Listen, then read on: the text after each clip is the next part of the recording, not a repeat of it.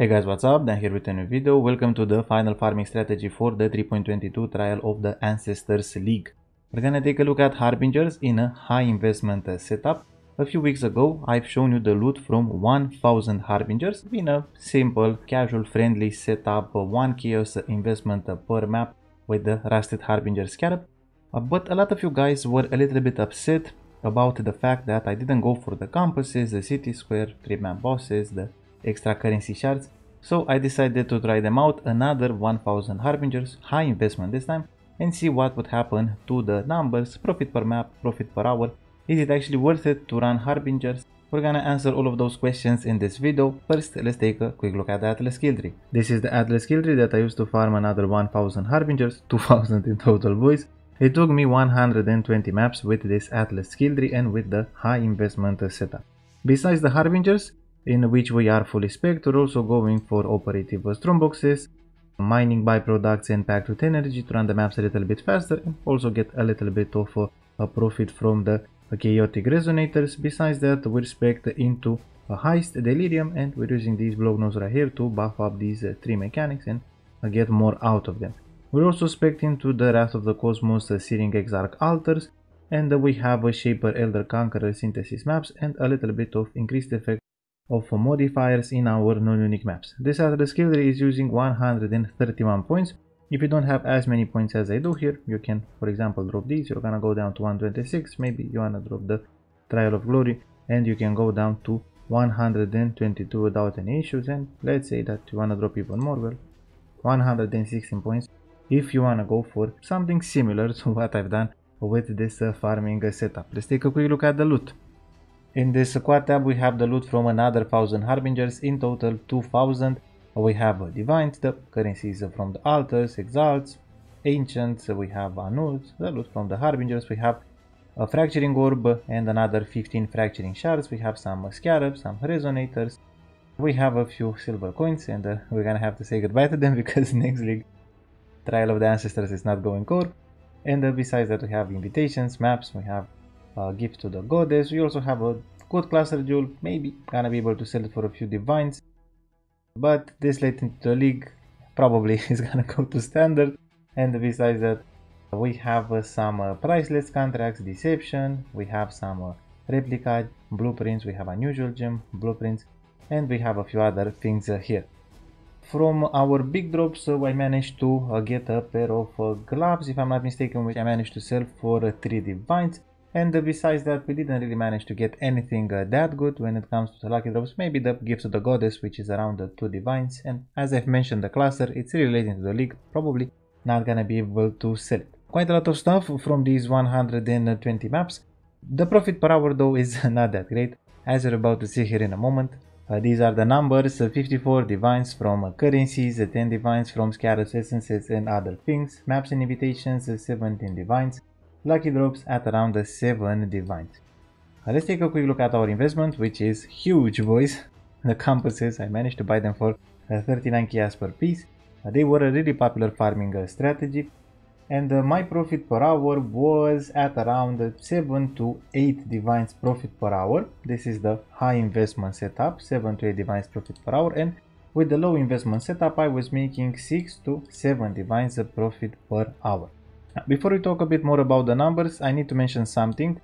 These are not the numbers that we have now at the end of the league, because prices are all over the place. What I did is to get accurate numbers and to be able to answer the question, is it actually worth it to go for Harbingers in a high investment setup? I took the numbers that I had when I ran the Harbingers in the low investment setup. Okay, so the numbers that I had here, these would be the same prices. I just added the different stacks, the different amounts of currencies that we were getting when we were farming these high investment Harbingers. So is it worth it to run Harbingers in a high investment setup? Well, yes and no.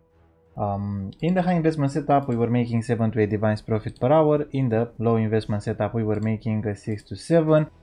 But you have to keep in mind that if you have a slow character, this is not gonna be what you're gonna be able to get out of your Harbingers. When I first started running the high investment setup, I was clearing these maps not in 4.5 minutes but in 5.5 minutes.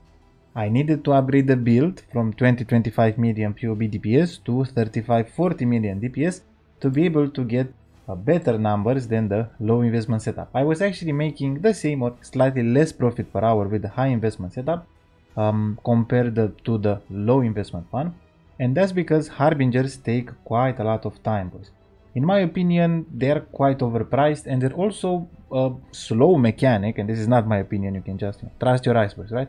They're a slow mechanic, and they're overpriced, and because of that, compared to other farming strategies that are gonna be able to push 10, 12, 14, 15 divines per hour, you're only making around 9 divines profit per hour with the Harbingers. Okay, so this is what you're gonna be able to get out of them. Best case scenario, 8-9 divines profit per hour. But what would happen to the numbers if GGG were to make some changes to the Harbingers and make them spawn those packs a little bit faster, and instead of being able to run maps in 4 minutes per map, you'd be able to run them in 3 minutes per map and run around 20 maps per hour? Well, as you can see, we're going up to 12 divines per hour. So the biggest loot multiplier in the game right now is time, boys, right? The time that you're spending per map, and Harbingers do take a lot of time. Because of that, you're really not able to get that good numbers, but maybe GGG is gonna improve these Harbingers a little bit. I have some solutions, and although I'm not sure if they maybe watched what I've done when I was farming the metamorphs, but my suggestion then was to add the occasional divine drop to fix them up, and that's what happened. The divine drop was added and metamorphs are really good right now. For Harbingers, what I would do is, instead of having your gilded, polished and your winged Harbinger scarab add more Harbingers per map, instead I would have those scarabs add currency shards, right? So you would get at most 1 Harbinger per scarab, but you would get extra currency shards. Because if you think about other better farming strategies, when you're running an expedition, a rusted expedition versus a gilded expedition, you're not getting 2-3 expeditions per map. You're getting that same expedition, and it just has more loot, and that's how you're able to get more profit per hour. Because if you have a strong character, you're gonna complete it in pretty much the same time, and you're getting more out of it. That's pretty much the same case with legions. If you're running more than one legion, you can kind of overlap them, as you've seen the builds that have amazing clear speed do, and that's how they're able to get a really good profit per hour. With Harbingers, they spawn all over the place, they take a lot of time, but they are fun, right? So don't get me wrong, they're definitely a fun mechanic, but I would say not worth it, at least with current prices. I'm only gonna run them for fun, 100 or so maps per league, unless I see some big changes to them, because although I have a lot of fun while running Harbingers, I have just as much fun running other farming strategies, and instead of making 8 divines per hour, I can make 10 to 15 divines per hour. This is your Harbinger related loot right here.